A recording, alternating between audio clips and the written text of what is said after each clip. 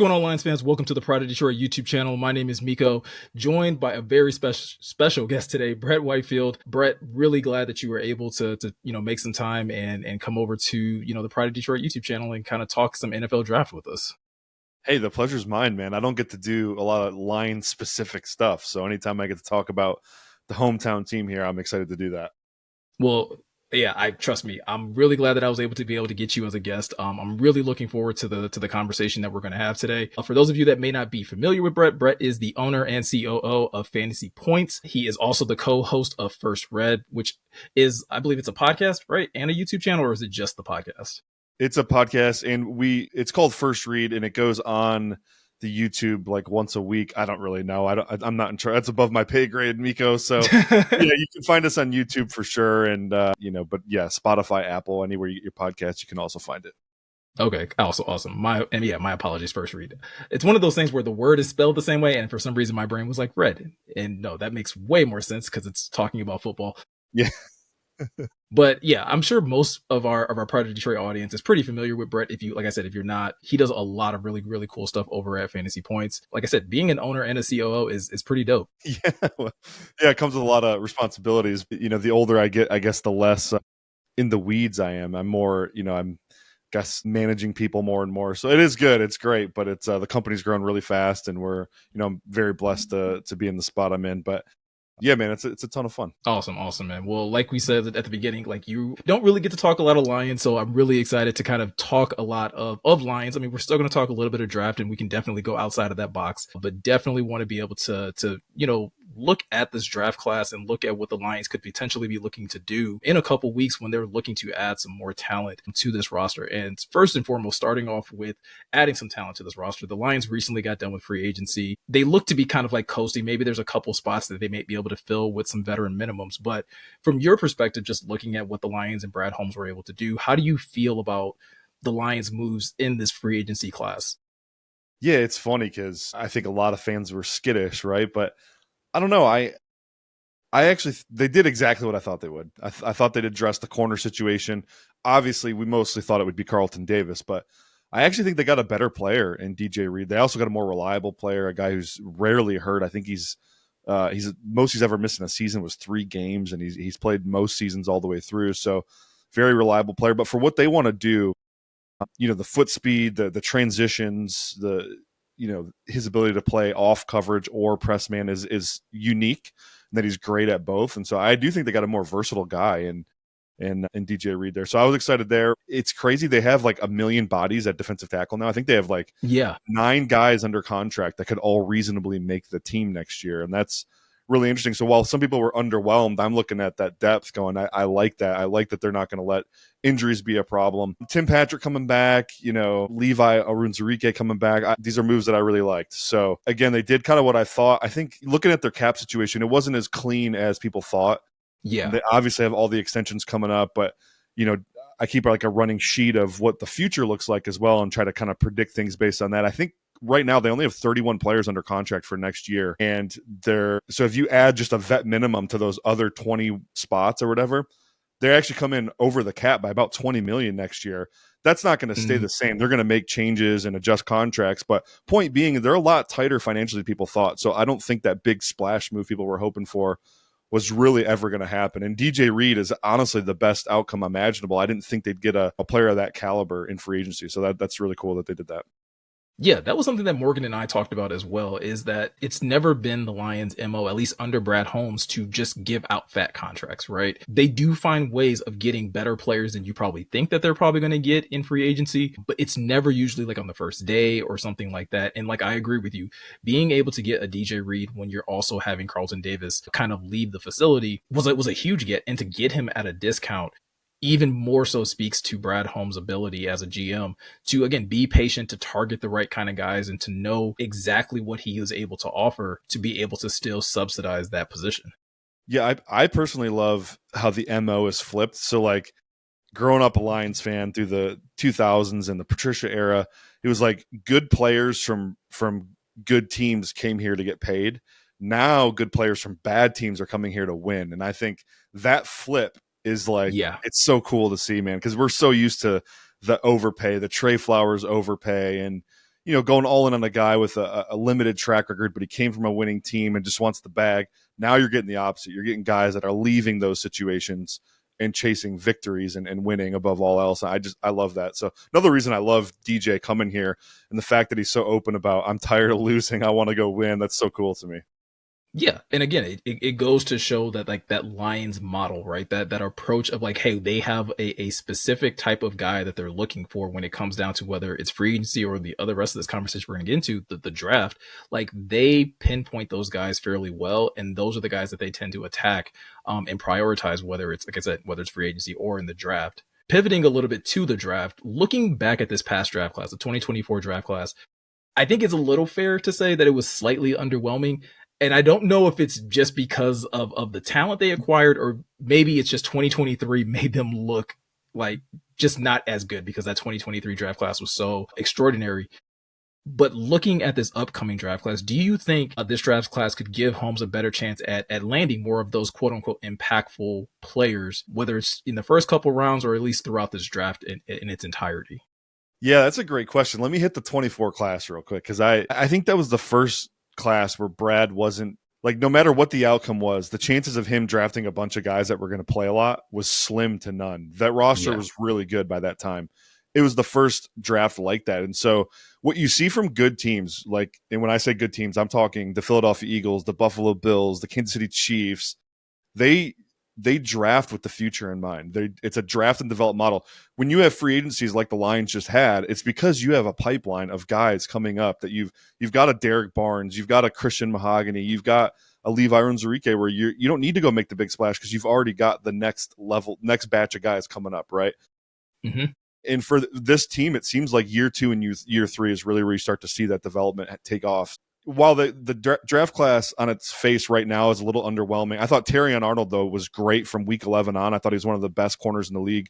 The data at the Fantasy Points data suite suggests he was, a top 18-ish corner from week 11 on, and I think that's a great spot to be as a rookie. Rakestraw with the injury was unfortunate. And then after that, though, Giovanni Manu, Sione Vaki, these are guys whose roles are they're going to expand as they get more experience, right? Never were really in the cards for them to play a lot as a rookie. So, of course, this season, or this draft, the 2025 draft, it feels like it's a layup for Brad to hit on a more impactful draft class. But I don't know. Go look at the roster. Tell me where the playing time is at any position, right? We all want an edge defender. What if there's a run on edge guys, in the mid or early to mid 20s, and maybe you don't get an edge guy that can play, 800 snaps for you this year? Are we going to feel disappointed about that? I don't know. Other than that, though, I don't know where a guy fits in and plays a ton of snaps. Maybe a guard if he beats out Mahogany or Graham Glasgow for a job. Other than that, though, Miko, tell me where the playing time is. I don't know. I think fans might be underwhelmed. Brad could knock the class out, draft an amazing class, and I think fans might be a little underwhelmed just because where are the snaps coming from? Yeah, I think that's a good point to really focus in on, is that when we talk about impact, what it looks like now versus what it looked like in the first couple years of Brad and Dan putting this team together is going to look different. You may not be looking at a lot of, starters on game day, right? It may not be, you don't need a wide receiver, 2 or 3 or anything like that to kind of step in. You don't need another corner or a safety or anything like that. Maybe edge, like you said, maybe guard.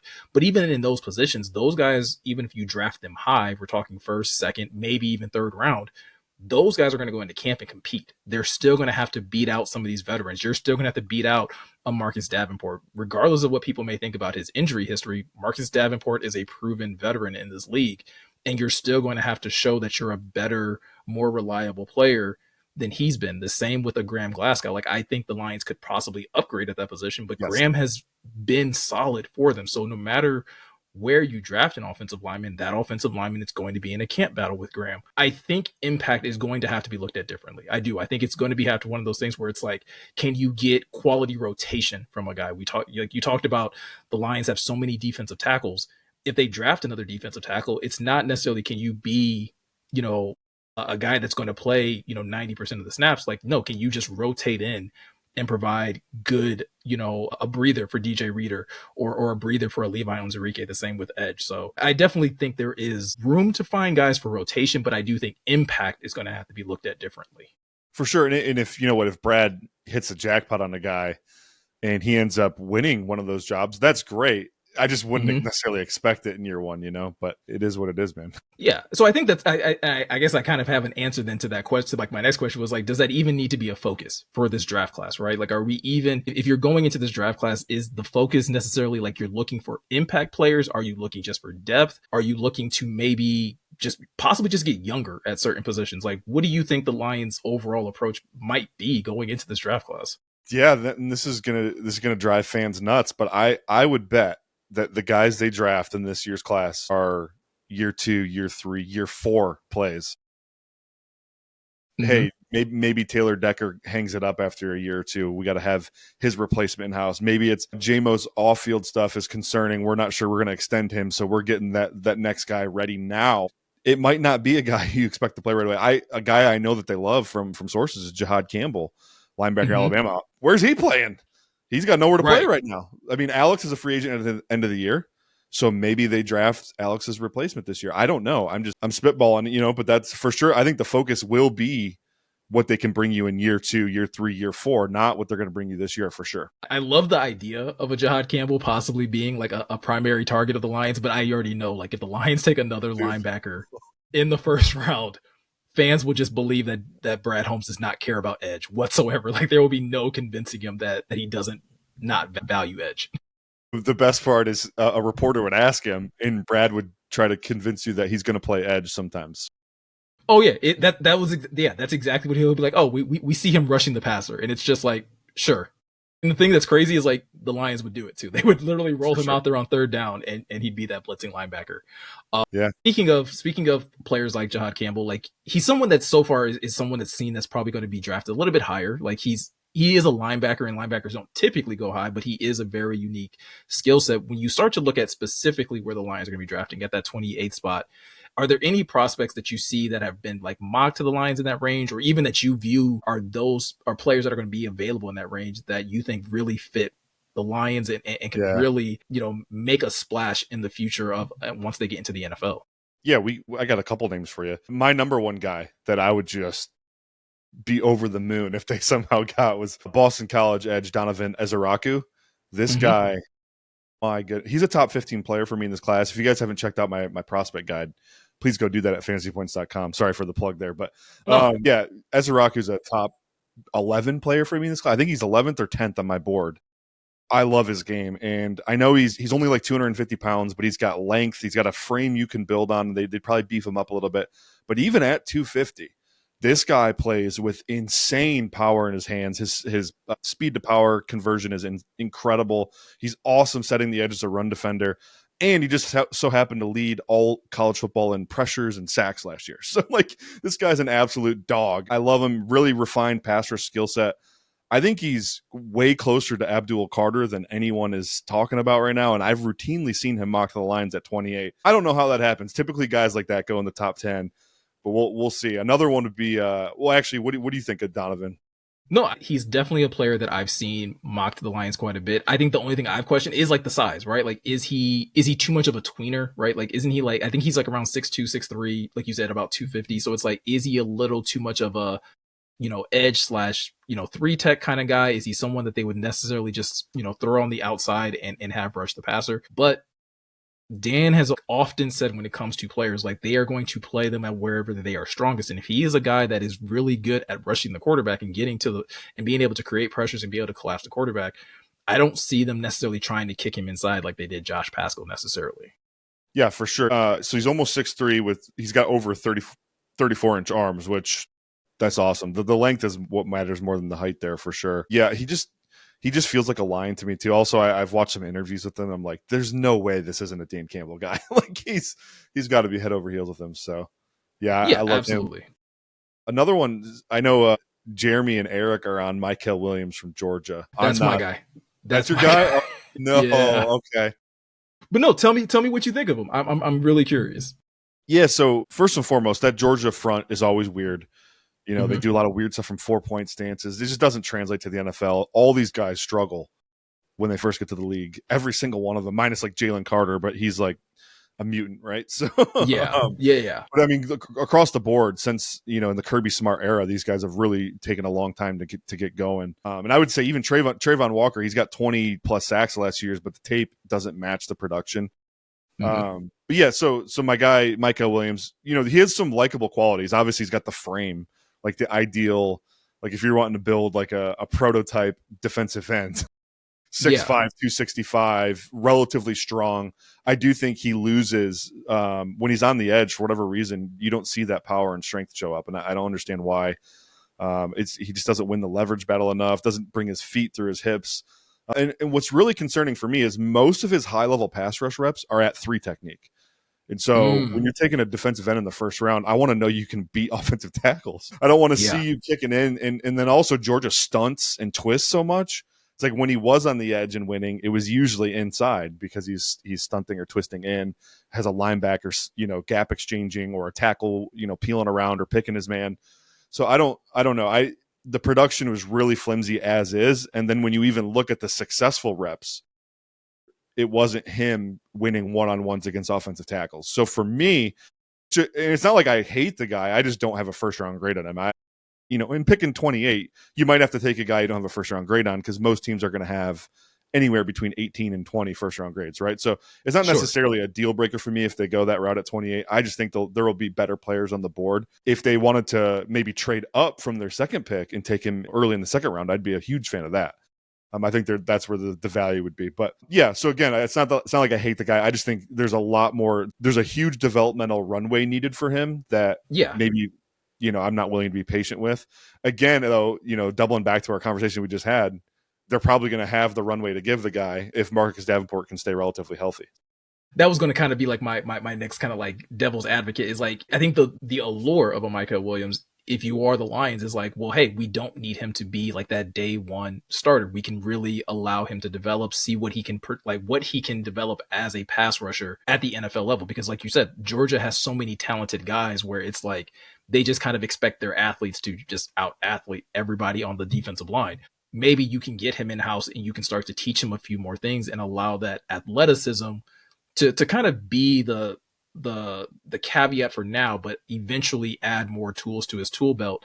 But it also doesn't surprise me that you, like I said, like Micah Williams feels like a guy that's been all over the place in terms of like how analysts feel about him. You have some people that feel like he's, a top 10, top 15 type player. Then there's other guys like, again, probably in a similar boat as you, where it's like probably later in the first round, maybe early second round, because of how raw he is when it comes down to a skill set as a pass rusher.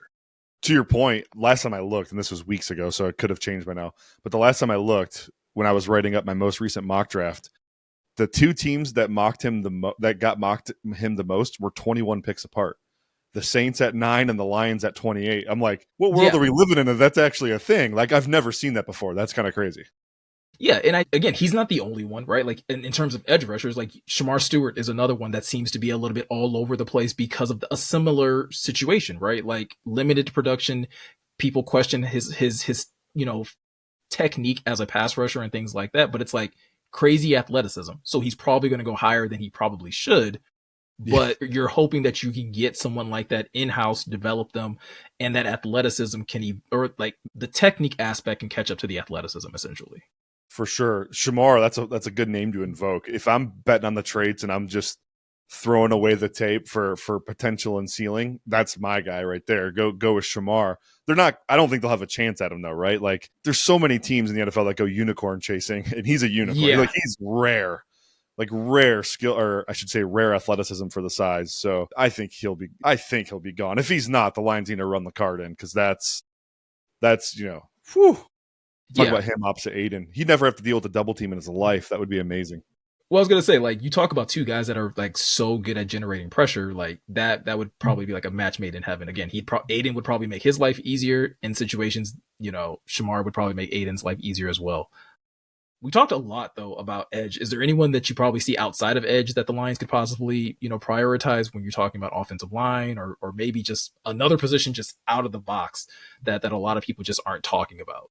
Yeah, for sure. I think offensive line is going to be on their board, man. Whether that's tackle or guard or combo, I don't really know. Mm-hmm. I think of like Josh Simmons. Sorry, I don't know why I butchered that name. It's because he spells it the same way Anthony Simons from the Portland Trailblazers spells Yeah, it. yeah, So yeah, I always mess it up. Josh Simmons from Ohio State, like that's the Brad special. Coming off an ACL, going to get some, yeah, market value there because he might fall because of that injury. Because reality is he's not going to be ready till mid-season, and then even first year back from an ACL is never good for guys. So like I'd be all over that. Arguably the best pass protecting left tackle in the class. You got an hmm aging left tackle in Taylor Decker. He could play guard for you until Decker calls it quits. Oh my, I'd be all over that. So that's one. Gray Zabel's another guy. I don't personally like Gray, but I think the 5 position versatility that he brings will be attractive to the Lions. He also has that Dan Campbell spirit in him that I feel like yeah, he'll endear himself to Dan Campbell. Donovan Jackson, the other Ohio State kid. If they're drafting a guard, that's my guy right there. I like him more than Tyler Booker quite extensively actually. I mm, think he's a far better athlete. I think he's a little bit more polished. But for what the Lions do, they require so much athleticism from their guys. Tyler Booker scares me a little bit because I don't see him thriving in an outside zone heavy scheme. And the Lions, for all the downhill stuff they do, they still run outside zone more than any other run concept that they have. So Booker would be a nice value maybe in the second round, and hopefully you work that out or tweak what you do a little bit. But in the first round, I would prefer like a Donovan Jackson over Tyler Booker. And then wide receiver would be the last wild card I'd throw at you. Like yeah, I do think they have to consider this if the right guy's there, especially in a class where you can't wait too long if you want a wide receiver. The depth of class is not great. It's nothing like the hmm last few years.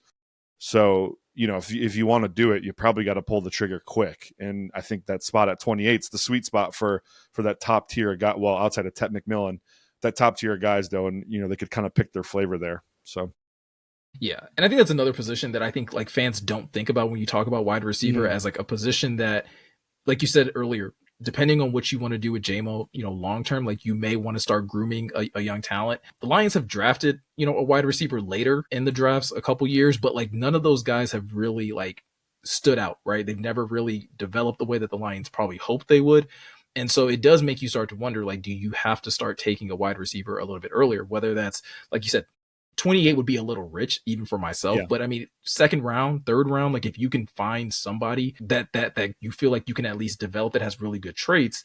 Again, you're not expecting them to contribute heavily because you have Amon Ra, you have Jamison Williams, you have Tim Patrick, not to mention Sam Laporta, and the combination Junior. of Sonic and Knuckles.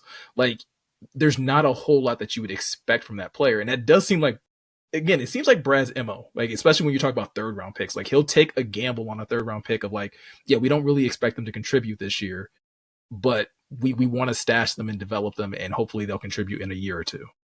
Yeah, that's a good call. The thing with receiver, man, is like I'm a big proponent of offenses not getting stale. I think the best offensive minds in the NFL are constantly evolving. Sean McVay went to a Super Bowl with Jared Goff, and the next year he ran back a completely different offense, like reinvented it completely. I think that's what has to happen. And I think about a guy like, if we're talking like second round picks, like a guy like Jalen Royals or a Jack Betch, who are like insane after the catch players. We haven't really had that yak guy in this offense. Like JMO does it with speed. Amon Mm-hmm. Ra does it with like grit and toughness, but a guy who just flat out makes dudes miss, and you're going to design screens for him. We haven't really had that in this offense. So I think that'd be a fun wrinkle to throw into this offense. And like I know both those guys would be culture fits for sure. They have the mentality and the run game, the no block, no rock stuff. So yeah, I got my eye on wide receiver. I feel like for sure top 3 rounds they're going to draft one. I wouldn't be shocked if they surprise everyone with one at 28. Okay. No, that would be a really, like I said, that'd be a really interesting wrinkle. I think some fans would panic a little bit, but I think it would be one of those things that you'd have to take a step back and like really survey the wide receiver core and realize, like, outside of, Amon Ra, like they don't really have anything long term at the position to really hang their hat on. Again, if they decide not to keep JMO long term. Last question I have for you. I want to kind of pivot a little bit. You guys over on your podcast do a lot of stuff about film. Morgan and I tend to try to watch as much film as we possibly can, especially during the season. In your, evaluation of talent this offseason in this draft class, whose film has really kind of stood out to you that you're just like, man, this was fun to watch? Like, again, whether it's a fit for the Lions or just someone that you just enjoyed watching their tape from start to finish. Oh, man, this is fun. So many guys I could pick. I'll go first guy I'd throw out there is Jahdae Barron, Texas corner. Mm-hmm. God, I wish the Lions could somehow find a way to get this guy. I don't know where he'd play right now, maybe in the Yeah. nickel or something, but what an absolute baller. Just a great athlete, but the instincts, the ball skills, the fact that he can come play press man at his size and run and has the foot speed and the transition speed, and then he can play off zone and really lean on those instincts and those ball skills and route recognition and pattern recognition. Like, just an elite player. He's a top 10 guy for me in this class. I have 3 corners, I think, in my top 15, Wow. right? Yeah, top 10. Because Travis Hunter's my number 1 overall player. Then I got Jahdae Barron is he's number 5 on my board. And then I have Will Johnson's number 9 on my board. So yeah, Okay. I love Jahdae, man. I think he's great. Another guy that's fun is Jalen Walker, Georgia edge / linebacker. Talk Okay. about Yep. the Yep. Dan Campbell guy, man. This dude has all the leadership qualities. He kind of plays that. I think he's going to play that Derek Barnes kind of role early Mm-hmm. on in his career. And then whatever team drafts him will decide if he's an edge defender or an off-ball linebacker at some point. He would be so much fun, and his tape is excellent. I think he's better, as a downhill player right now. Go get the quarterback, fit this run. He's not super fluid in coverage or anything like that. So I don't know that I love him as an off-ball player, but in the Sure. right system, he could just eat as an edge guy. Love Hassan those. Reddick Love. type.